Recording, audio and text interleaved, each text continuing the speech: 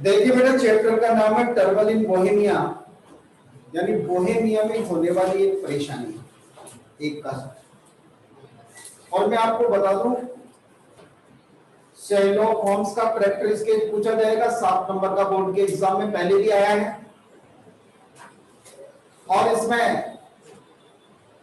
एक कैरेक्टर और है आयरन एडलर, उसका भी कैरेक्टर स्केच पूछा जाएगा 7 नंबर का, जो पहले भी बोर्ड के एग्जाम में पूछा गया है। तो दोनों के कैरेक्टर स्केच इंपॉर्टेंट है, इसलिए उसके कैरेक्टर के पॉइंट्स को आप अंडरलाइन करते रहें, नोट करते रहें और चीजों को ध्यान से समझें। Whenever Sherlock Holmes spoke of iron adler, पहला ही क्वेश्चन पहली लाइन से बनेगा जो पहले भी बोर्ड के एग्जाम में पूछा गया है।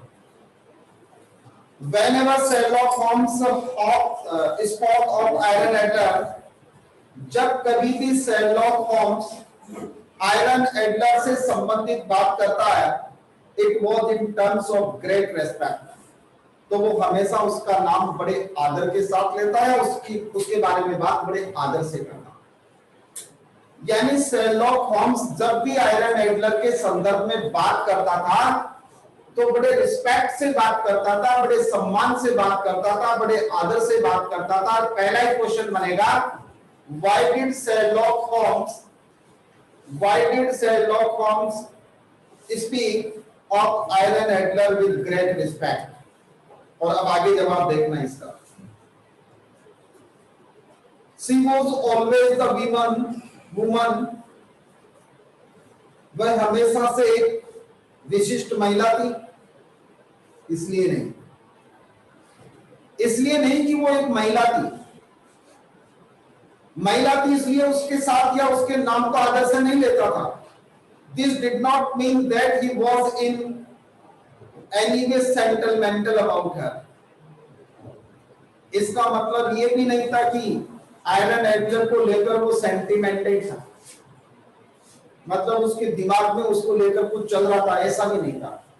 क्योंकि जब आप किसी के प्रति बहुत ज्यादा अटैच्ड होते हो, किसी को बहुत ज्यादा लाइक करते हो, किसी को अपने जीवन का आदर्श मान लेते हो, किसी को अपने जीवन में सब कुछ मान लेते हो, तो फिर आप उसको आदर के साथ देखते हो, आदर से उसके साथ बात करते हो। तो आयरन एडलर जो थी, उसका जब भी नाम आता था, शेरलॉक होम्स बड़े आदर से बोलता था, बड़े रिस्पेक्ट से बात करता था।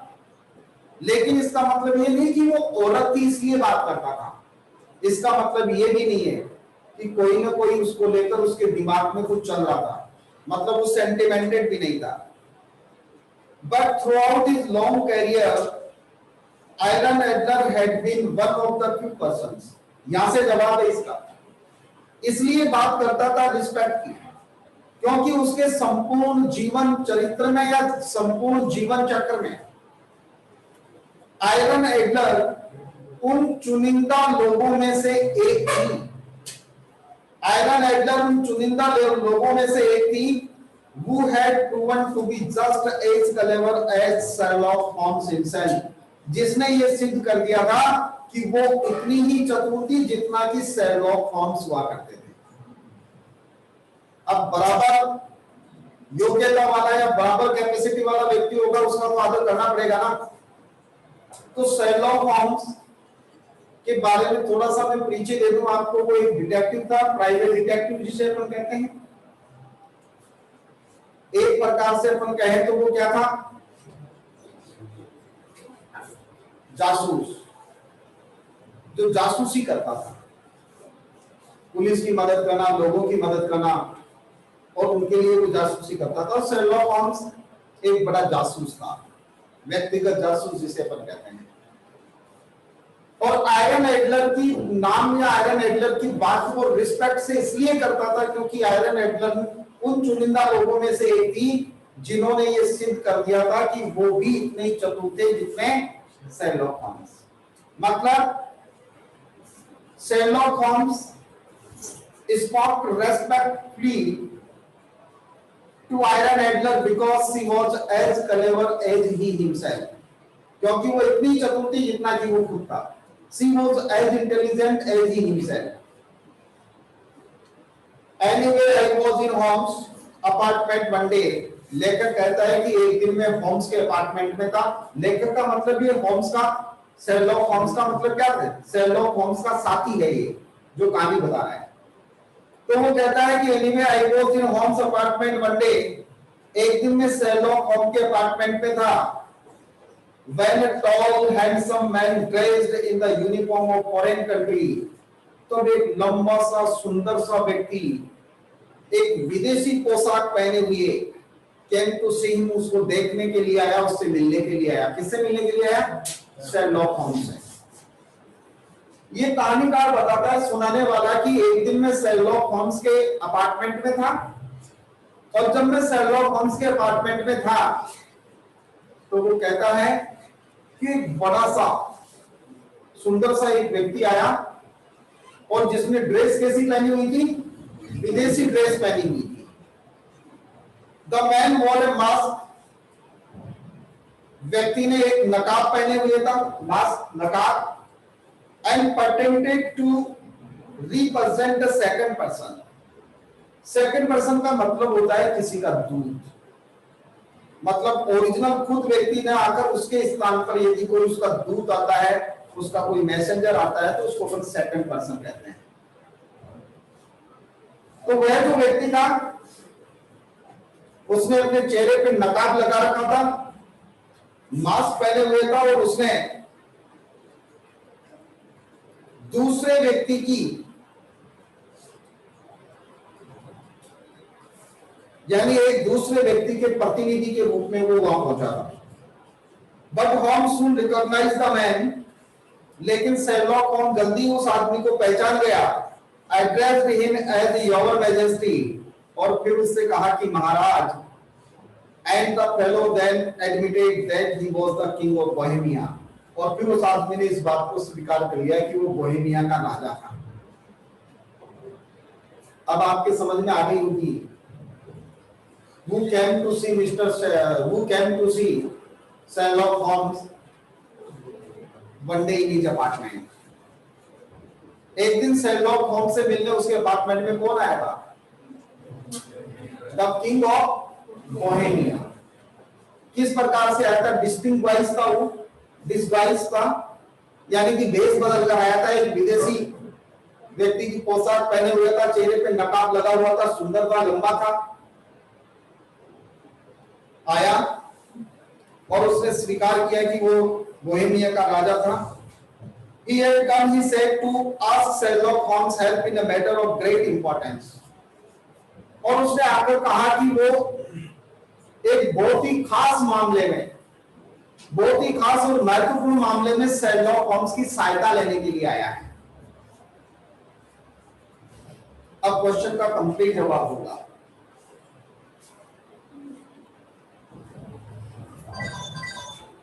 Who was the man in foreign uniform?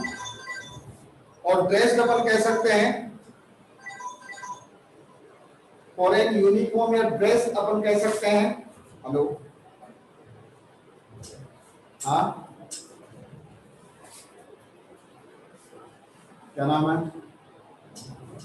Single boy. Meeting को किस नाम से ऐड किया था मैंने? सिंगल बॉय के नाम से नहीं, पहले किससे किया था?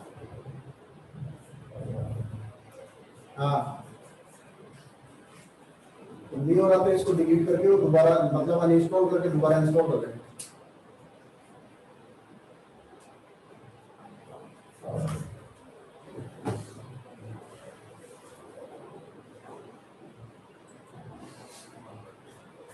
क्वेश्चन ये बनेगा कि who was the man in foreign uniform and why did he come to see Sherlock Holmes? वो शेरलॉक होम्स से मिलने के लिए क्यों आया था? एक दूसरी बात भी आप ध्यान रखना, पहले क्वेश्चन आया हुआ है या फिर हो सकता है कोई आपके लिए एग्जाम में आया हो, मेरे को याद आ रहा है कि who was the king of Bohemia and why did he come to Sherlock Holmes. Bohemia का राजा शेरलॉक होम्स से मिलने के लिए क्यों आया था? तो जवाब आपको मिल गया, to take Holmes help in a matter of great importance. एक बड़ा मामला था, उस बड़े मामले में उसने उसकी सहायता लेने के लिए आया था। It seems that 5 years earlier before he had become king, और उसने देखिए अपनी समस्या बता रहा है, क्योंकि शेरलॉक होम्स क्या था? प्राइवेट डिटेक्टिव था, जासूस था, बात की सच्चाई जानने का प्रयास करता था। तो वो कहता है कि ये मेरे राजा बनने के 5 साल पहले की बात है। किंग ऑफ बोहेमिया कह रहा है उसको, मेरे राजा बनने के 5 साल पहले की बात है। ही हैड बीन अ वर्सा, वर्सा एक जगह का नाम है, ऑन अ विजिट, कि वह वर्सा की यात्रा पे गया था। And had fallen in love with a beautiful American actress Mrs iron Adler. और जब वो वर्सा की यात्रा पे गया था तो एक अमेरिका की बहुत ही सुंदर एक्ट्रेस थी जिसका नाम था आयरन एडलर। उससे उसको प्यार हो गया, उसके प्यार में पड़ गया वहां जाकर। कौन? बोहेमिया का राजा नहीं, बोहेमिया का राजा थोड़ी था उस समय। उस समय वो बोहेमिया का राजकुमार था। और राजाओं के जो राजकुमार होते हैं वो थोड़े वैसे भी दिल पे एक आशिक होते हैं।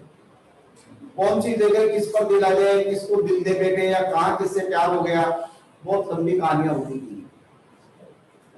इसलिए वो कहता है कि 5 साल पहले की बात है, एक बार मैं वर्षा के यात्रा के ऊपर था, और जब मैं वहां गया था तो उस समय जो अमेरिका की बहुत ही खूबसूरत एक्ट्रेस है, अदाकारा, एक्ट्रेस का मतलब अदाकारा, उसके प्यार में पड़ गया। I was crown Prince at that time, he explain. उसने बताया कि उस समय में राजकुमार हुआ करता था। एंड आई वॉज यंग, जवान भी था। मतलब अपनी सिफारिश भी खुद ही कर रहा है कि देखो, एक तो उस समय में राजकुमार था, तो राजकुमार को प्यार होना आम बात थी। दूसरी बात में जवान था, युवा था, तो ऐसे में भी प्यार हो ही सकता है। अब कहीं तुम ये सोचो कि आज वाली स्थिति को देखकर मत समझना, मैं थोड़ी पुरानी स्थिति बता रहा हूं, आज से 5 साल पहले, मतलब मेरे राजा बनने के भी 5 साल पहले की। Shortly after I became king, लेकिन उससे प्यार करने के कुछ समय बाद ही मैं राजा बन गया। उस समय तो राजकुमार था, राजकुमार जो होता है उसकी कोई ज्यादा रेस्पॉन्सिबिलिटी होती नहीं है, जैसे परिवार में युवा होते हैं, वो अपनी रेस्पॉन्सिबिलिटी उतनी नहीं समझते जितने की माता पिता, क्योंकि युवा है। तो लेखक कहता है, वो राजा कहता है कि जब मेरे को उससे प्यार हुआ, हो गया, उसके बाद में बोहेमिया का राजा बन गया। उसके बाद क्या बन गया?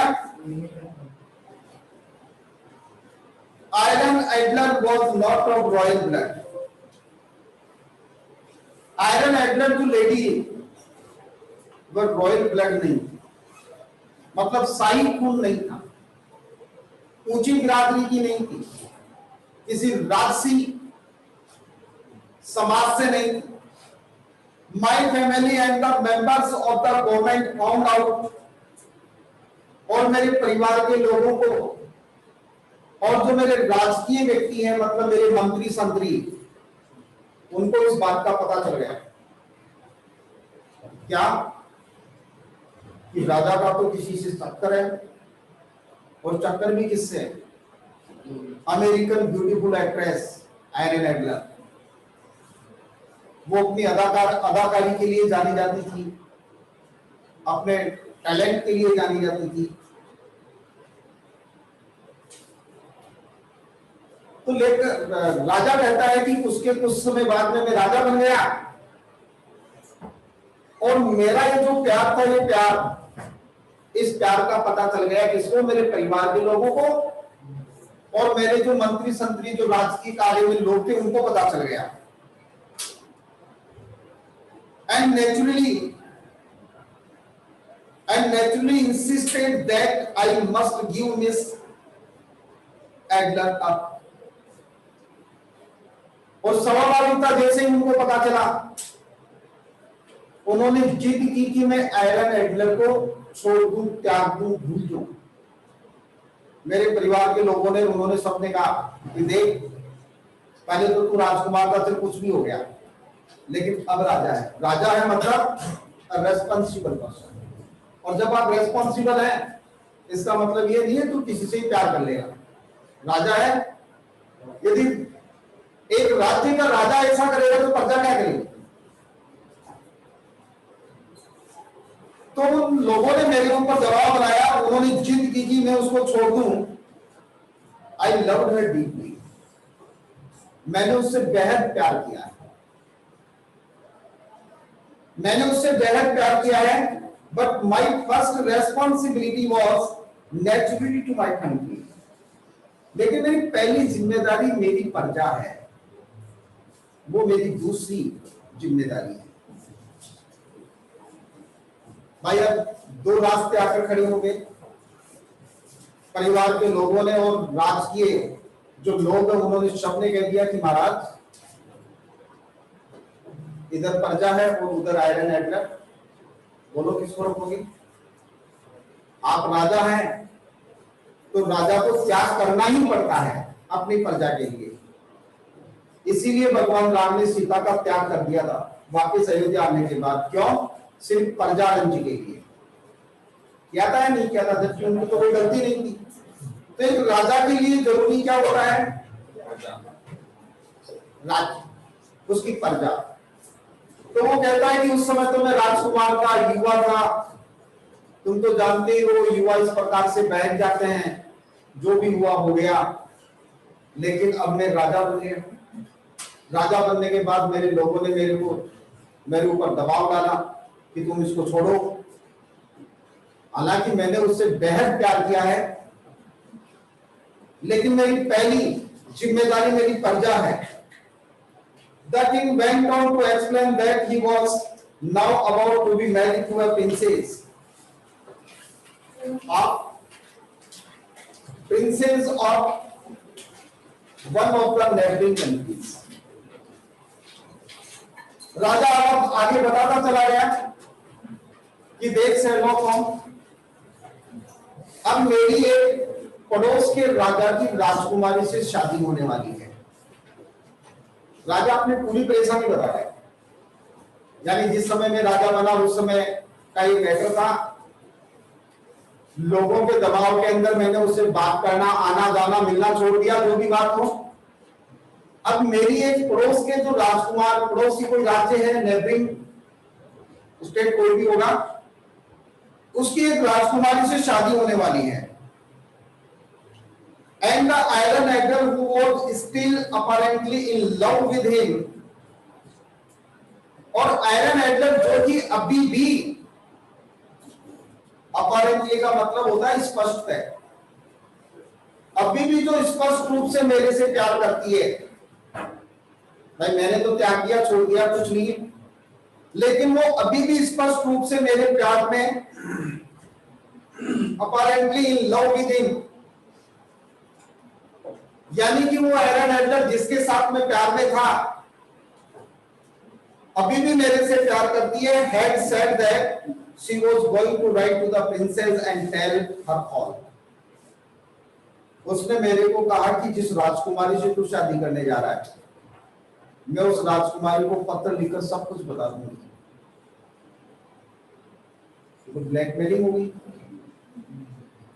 कहने का मतलब उसने स्पष्ट रूप से मुझे कह दिया है कि देखो महाराज, या तो मेरे से शादी करो, प्यार किया है आपने, या तो मेरे से शादी करो, वरना तू जिस राजकुमारी के ख्वाब से होकर बैठा है ना, उसको भी तेरी जिंदगी से बाहर निकाल दूंगी। कि कैसे? लिखकर बता दूंगी तू कैसा है, क्या है, क्या क्या तेरे वादे थे, सब याद दिला दूंगी। वो कस्में और वादे जो तूने पहले दिलाए सब कुछ उसको बता दूंगी।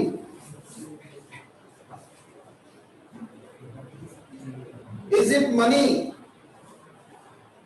Miss Adler wants asked Holmes. अब शेरलॉक होम्स पूछता है, महाराज कोई पैसे वैसे का चक्कर तो नहीं? मतलब पैसे का मैटर है क्या कि आयरन एडलर चाहती हूं? क्योंकि कई बार ऐसा होता है कि कुछ लड़कियां होती है जो पहले प्यार का खेल खेलती है, this is love, this is love, और उसके बाद में पैसे, वरना फिर मैं इसको ओपन कर दूंगी, दूसरी बात मैं ब्लेम करूंगी, ब्लैकमेल करूंगी। तो कहीं ऐसा मैटर तो नहीं है आयरन एडलर भी ऐसा कर दी हो? He once know, said the king. राजा ने कहा भगवान के लिए नहीं, भगवान के लिए ऐसा मत कहो। She is not that kind of a person. वो ऐसी वैसी लड़की नहीं है जो पैसे के लिए ब्लैकमेल करे, ऐसी वैसी लड़की नहीं है जो पैसे के लिए ब्लैकमेल करे। She simply insists that she still loves me. वास्तव में दिक्कत यह है कि वो अभी भी मेरे से प्यार करती है, मेरे से प्यार करने की जिद करती है। वो कहती है कि मैंने तो तुमसे ही प्यार किया, तुमसे ही करूंगी, तुम किस किस से करते हो मेरे को क्या मतलब है, शादी मेरे से ही करो। लेकिन and she refuses to let me marry someone else. और वो मेरे को किसी दूसरी से शादी नहीं करने देना चाहती, मेरे को किसी दूसरी से शादी नहीं करने देना चाहती। The matter is clear like the daylight. मामला स्पष्ट हो गया दिन के उजाले के समान कि why did the king of Bohemia come to Sherlock Holmes?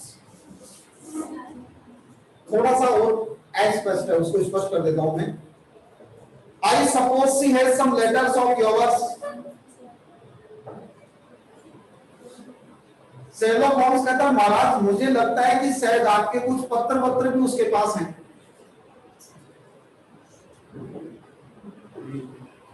भाई प्रेम में पत्र का होना तो जरूरी है, पहले होते थे, आजकल मैसेजेस होते हैं, चैटिंग होती है, डिलीट हो जाती है। पहले क्या होते थे, पहले लेटर लिखे जाते थे और प्रेम में जो पत्र लिखे जाते थे उनको प्रेम पत्र कहते थे। तो शेरलॉक होम्स पूछता कि महाराज कहीं आपके प्रेम पत्र वगैरह तो नहीं है उसके पास? मुझे लगता है कि आपके कोई प्रेम पत्र उसके पास है। लेकिन अब्दुल्ला इद्रिस ओनर है क्या कोई? अब्दुल इद्रिस कौन है? कोई नहीं। अरे है क्या क्लास में? नहीं बेटा। तो शेरलॉक होम्स कहता है I suppose she has some letters of yours. महाराज मुझे लगता है कि आपके कोई प्रेम पत्र भी उसके पास होंगे, but we can prove that they are false, said Holmes. लेकिन होम्स ने कहा तुम चिंता मत करो, अपन उन पत्रों को झूठे साबित कर देंगे, क्योंकि डिटेक्टिव है। आप चिंता मत करो, आपके क्योंकि आपने प्रेम किया तो निश्चित रूप से प्रेम पत्र भी होंगे, कुछ ना कुछ तो आपने भी सबूत तो छोड़ा ही होगा। ऐसा थोड़ी है कि पानी के ऊपर आप तैर के आगे बाहर निकले, पता ही नहीं पानी जैसा था वैसा का वैसा ही, वो तो हो नहीं सकता। भाई आपने प्रेम किया तो कुछ ना कुछ सबूत तो छोड़ा होगा। तो महाराज आपके प्रेम पत्र उसके पास होंगे, लेकिन तुम चिंता मत करो, अपन उनको झूठे साबित कर देंगे। क्वेश्चन देखना यहां से, क्वेश्चन है why could the letters not be proved false? Letters को झूठा साबित क्यों नहीं किया जा सकता था? महाराज कहते हैं they are written on my own private paper. यार वो जो पत्र हैं वो मेरे लेटर पैड पे लिखे हुए हैं, मतलब मेरा खुद का प्राइवेट जो लेटर है।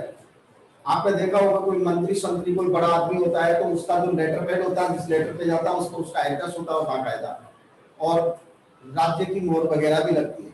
आज प्रधानमंत्री का किसी को पत्र आता है तो वो पूरा का पूरा भारत सरकार का कागज होता है जिस पर भारत सरकार लिखा होता है।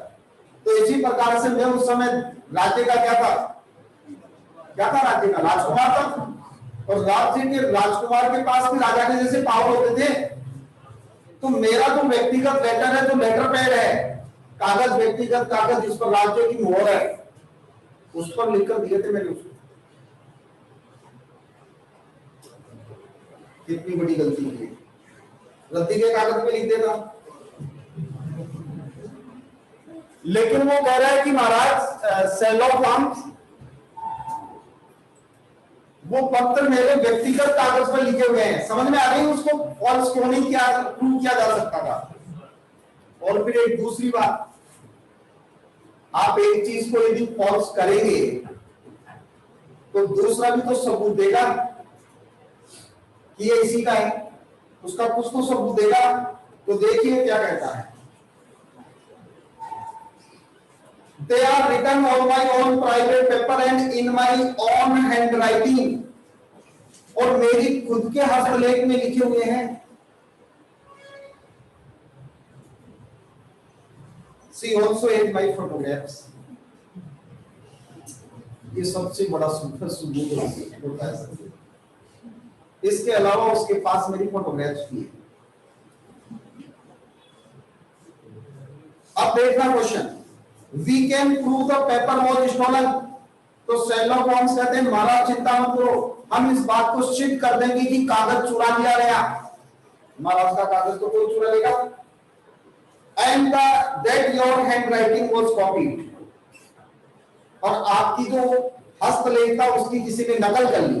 अपन ऐसा सिद्ध कर देंगे, चिंता मत करो। Anyone can by your photographs, और फोटोग्राफ्स का तो क्या है महाराज, फोटोग्राफ तो जो प्रचलित लोग होते हैं, जो फेमस होते हैं, उनकी लोग खरीद लेते हैं। अब बहुत सारे लड़के जो है वो कैटरीना कैफ की तस्वीर अपने जेब में लेके चलते हैं, तो कौन सी कैटरीना कैफ देने आई थी? बहुत सारे होते हैं अपने पर्स के अंदर, क्योंकि वो उनका आईफोन है, उनको फॉलो करते हैं, वो फॉलो करते हैं। बहुत सारी लड़कियां हैं जो शाहरुख खान की, ये जो दूसरे जो एक्टर्स होते हैं सलमान खान वगैरह, इनकी तस्वीरें अपने घर में लगा रखी, तो ये थोड़ी उनको देने के लिए है।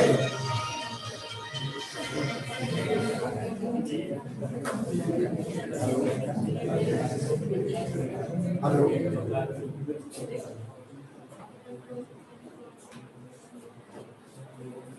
तो फोटोग्राफ की चिंता मत करो महाराज, आप महाराज हैं, और महाराज की फोटोग्राफ तो कोई खरीद सकता है।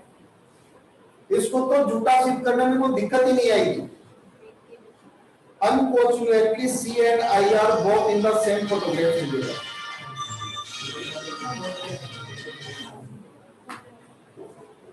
Hello,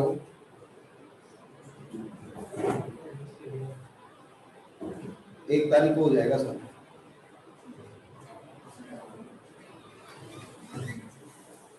The same photograph together. महाराज कहते हैं कि अरे भाई मेरी अकेले की फोटो को तो झूठी भी साबित कर दे भाई, किसी ने खरीद ली थी, लेकिन फोटो में वो में दोनों एक नहीं है। मतलब हम दोनों एक ही फोटो में हैं। That is quite different. Sherlock Holmes ने कहा महाराज तो थोड़ा मामला अलग हो गया,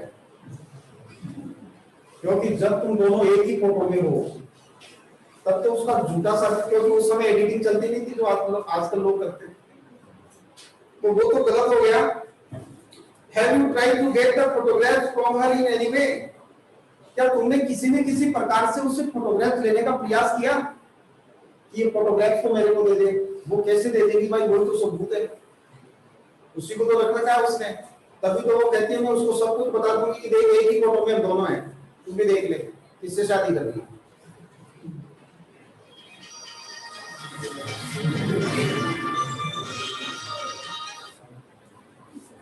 आदि डॉक्टर साहब क्लास में मेरा थोड़ी देर में बात है।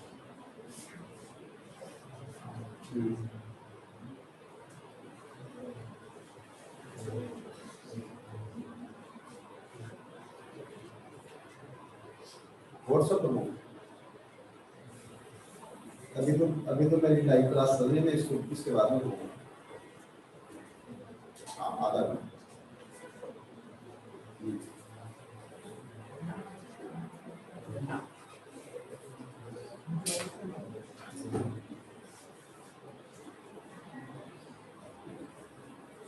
इसको आप यही अंडरलाइन कर लो, ये बेटर रहेगा। इसमें से 3-4 क्वेश्चन आप कर लेना। कौन कौन से? कि शेरलॉक होम्स कौन था, किस लिए जाना जाता था, वह आयरन एडलर से का नाम रिस्पेक्ट से क्यों लेता था, उसके बाद में आयरन एडलर की क्वालिटीज भी इसमें आई है। खूबसूरत थी, चतुर थी, क्योंकि इतनी चतुर थी जितना कि शेरलॉक होम्स खुद था। आप इसके कैरेक्टरिस्टिक्स में क्वालिटी और भी लिख सकते हैं, एटीट्यूड बिलाउट, यानी एक सच्ची प्रेमिका थी वो। कैसे? Because she wanted to marry with the person to whom she loved, क्योंकि वो उसी व्यक्ति से शादी करना चाहती थी जिससे उसने प्यार किया, वरना होता कहाँ ऐसा जमाने में।